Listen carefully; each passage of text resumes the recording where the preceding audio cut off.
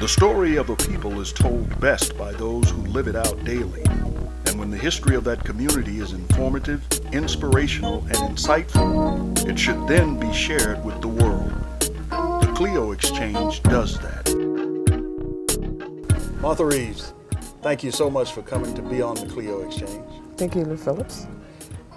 I'm certain that we're on the air in Detroit in a privately owned television station there, but I can't remember the channel. So I'm going to assume that you haven't seen our show. No, assume that I haven't seen your show. It is focused on trying to bring a spotlight on Black history and do it in a way that it's celebrated every day. And we do it in two ways. We go and focus on people who made a contribution, and we are celebrating them now. And we go and find those people who are doing great things and don't want any limelight.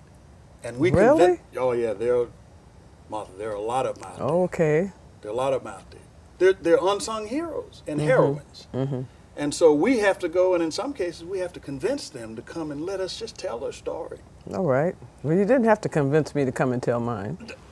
You've got quite a story to tell. Oh, yeah. I had to, the truth of the matter is, I had to convince myself to be calm enough to sit down to try to get that story out of you.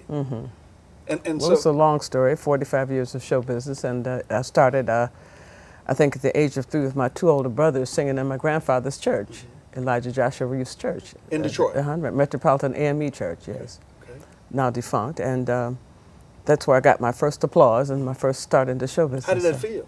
Oh, well, I can tell you that I remember being 3 years old. Do you? Yes, I do. And I remember being the captain of the Candy. Thomas and Benny, you know, we won chocolate covered cherries. Okay. And Thomas and Benny let me rule the Candy. How about Yes, that? they did. How about that? If they didn't treat me nice, I wouldn't give them any cherries. No. That's wonderful. And as young performers in your grandfather's church, did you move around to other churches? No. Always in the church? Well, our family, my father had 3 brothers and 4 sisters. Okay. And of all the children, we were the talented ones. So our entertainment was basically at somebody else's house. Okay. Yeah, Okay. we went around from house to house. This is before television. I'm talking time before TV. Okay. And video games I remember and iPods and things like I remember that. years like that. Absolutely. Yeah, so we entertained our families. And Detroit at that time was a hotbed of talent, wasn't Oh it? yeah, definitely. Everybody was migrating from the South to Detroit and working in the factories there and enjoying each other's talents.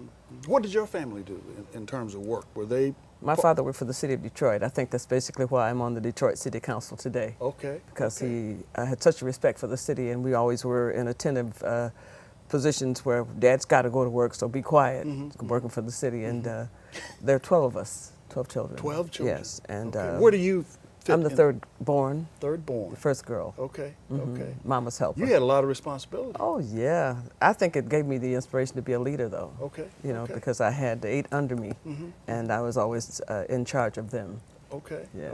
Okay. Were you kind of the central point of the siblings? I mean, did they all kind of come to you to lead No, them? no, it wasn't like that. I was Okay. just the mama's helper, and I was okay. the one to assist in whatever needs to be done. Okay.